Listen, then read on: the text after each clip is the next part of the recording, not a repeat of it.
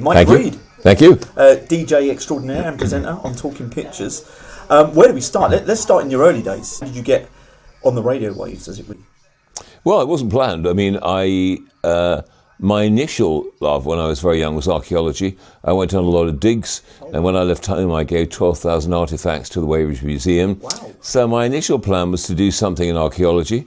I still go out and do a bit of metal detecting now and write a bit of history. So I've always been fascinated by history. At college, I did British Constitution, English Lit, so I liked English, I liked words. I wrote an operetta, which was basically borrowed from Dickens and John Gay's Beggar's Opera, as you do at the time. Did a load of stuff for the Rag magazine and that sort of area, and enjoyed going out and playing live and writing songs. And then I used to play quite a lot of cricket. I played for Tim Rice's team, Heartaches. Oh, wow. And this guy who was around a couple of matches was a guy called Neil French Blake, my favourite old Etonian. And Neil said, one day he called me, he said, "You're going to come in and see me." I said, "Why?" Well, he said, "We're starting a radio station." And I thought, he wants me to play and sing. So I went in, I said, He said, no. He said, "I want you on air." I said, "Well, kind of not what I do. I don't have any experience." And he said, "You're fine. You've got a great voice. You're absolutely fine." And I said, "Right, well, why me?" He said, 3 reasons. He said, 1, you're terribly English. 2, you're mildly eccentric. And 3, you're a bloody good opening bowler. And I said, "What's the third one got to do with it?" He said, "I'm starting a cricket team and you're opening the bowling." I said, "I already play for a team." He said, "You play for me now as well." Okay. So I went on air. Steve Wright and myself were the new boys, and we were told to watch the professionals, see what they did, and learn from them. And because of our names, we became Read and Write, the wireless people. Yep. And we invented stuff every week. He fired us every week. He said, "You boys are amateurs. I'm fired." "Well, you hired us, mate." You know. Exactly, yeah. And we keep going out from the studio to a transistor radio to say, "It's us. We're actually on the radio." You know, we would go out and listen to the transistor. He says, "Us. We're really on." We couldn't quite believe it. We thought, well, we got away with a month, with 2 months, 3 months. And he'd come in and he said, "What are you boys doing sitting in the road?" He said, "Well, we got the engineer to put the wires right out in the road." He said, "And we're stopping cars that are listening to us." Yeah. No. Yeah, if you're in a green Mini, yes, hello, yeah, they're listening to us. He said, "Just accept the fact that you're on the radio." You know, so, and then I did the very first punk top 20 in the country. And he obviously hadn't... What would this have been? Roughly 76, 77, yeah. Oh, right. Okay. And Neil came in and he said, "What's all this punk ridiculous stuff? We don't want that." He said he hadn't heard it for the first 3 weeks, so he stopped it. So it ran for 4 weeks before he came in and stopped it. But he fired us pretty regularly. I mean, we'd have fun even with the adverts, which were sacrosanct. You weren't meant to touch the adverts at all. And we had a Yellow Pages one. "Let your fingers do the walking, Yellow Pages." And we'd be singing, "Yellow fingers, yellow fingers." And one day he came and he said, "Right, you two, in my office, now." So, "Well, what have we done?" "In my office now. The CEO of Yellow Pages is here." And we thought, well, okay, it lasted a while. And we got up there. And he hadn't had a prior conversation with him. He assumed that the guy was going to rip into us and take it off air.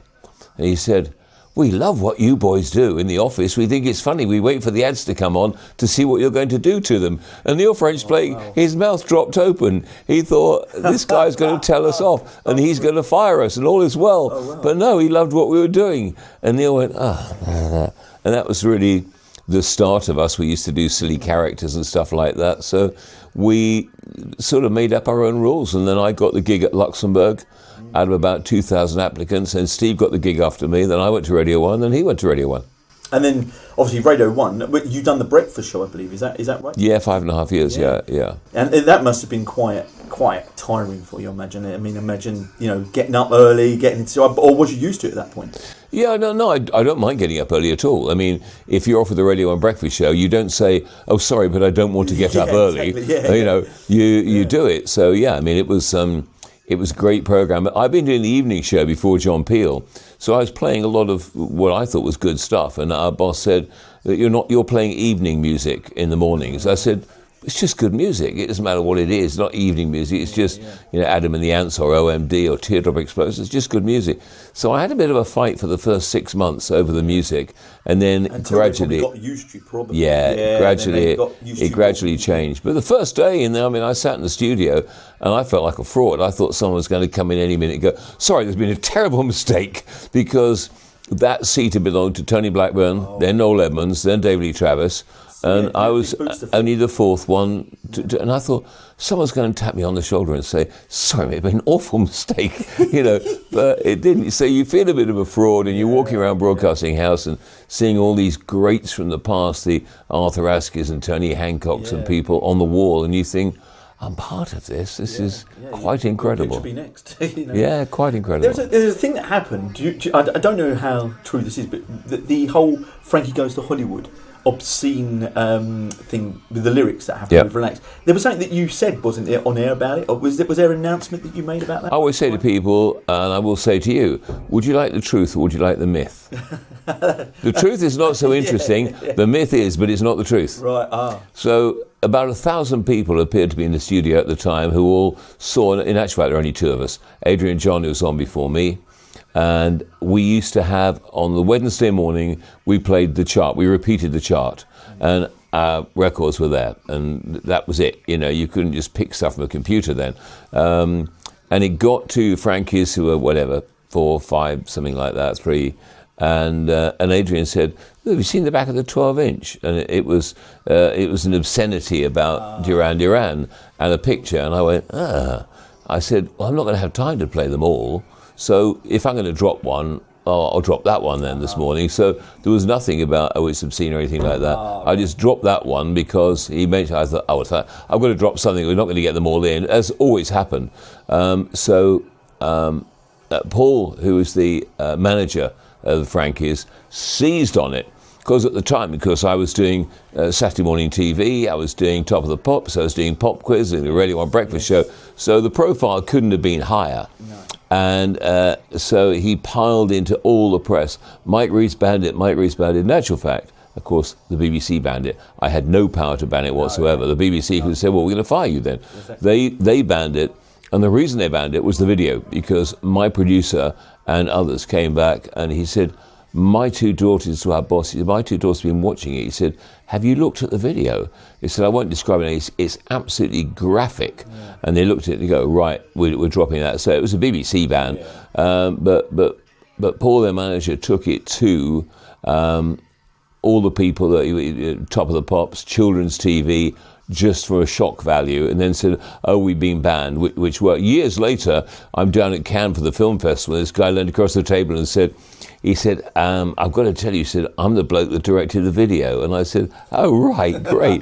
He said, but I was told to do it for, I think it was the Tube or something at the time. I was told to do it for the Tube, and I was told to make it really, really over the top. He said, and then they took it to children's television, Top of the Pops, which was never meant for, on Radio 1. So, the BBC effectively banned it, of course. But I did the voiceover for the Frankie's album, because people said, there was a fight and Mike punched him. It was absolute rubbish. I mean, they got me to do the voiceover for the album. So you obviously, you were doing, as you said, you were doing Top of the Pops at the time as well. How was that to film? Was that quite a straightforward production to film? Or was that a whole day event? No, it wasn't. It wasn't a whole day. It was afternoon to early and mid-evening. You only got called the week before, so you didn't know months in advance. They didn't give you your dates months in advance. Quite intermittently, quite throughout the 80s, wasn't you? On and off. From I was on every few weeks, right through until 2006 was my last one, which was the very last one where they got 10 of us back to do it, to do the very last one. But it was it was interesting because you got told. Probably the week before, the Wednesday or Thursday, they say, Top of the Pops next week. Oh, okay. And then a couple of days later, you're saying, who's on? Well, so-and-so may be on, or so-and-so may be on. So you think, oh, great. You were people you've been championing, or people you knew. I was doing Breakfast Show, Pop Quiz, Saturday Superstore. So, I mean, the Breakfast Show, we're getting 14 million. So Superstore, we're getting about 10 million. Pop Quiz, we're getting 10 million. Top of the Pops are getting 15, 16 million. So if there was something played on all those, it was going to be a hit. It was a household. There's no question. Everyone's household at that point. Yeah, everyone knew Mike Reed. But it was, Yeah, you stand on the floor in the countdown, and Ian, the floor manager, you'd hear that. And at number 30 this week, so. And at number 29, so he'd be getting a nod from upstairs and tapping me on the shoulder for the next one. So now we see you on TV. You're doing Talking Pictures. Yeah. How did you get involved in Talking Pictures? How did you get involved with Noel? I was doing some stuff with Latest TV down in Brighton, and they were doing acquiring some stuff from them as well. So I met Sarah down there. We were having lunch and some other people there, and she said, "Oh, you should come and curate an evening or two for us and choose some films." I was like, "Oh yeah, okay." So that's kind of how we got to know each other. Do you remember the films you chose? No, I'm not sure whether I actually did that in the end. I did various things for them, and then they came up with the footage.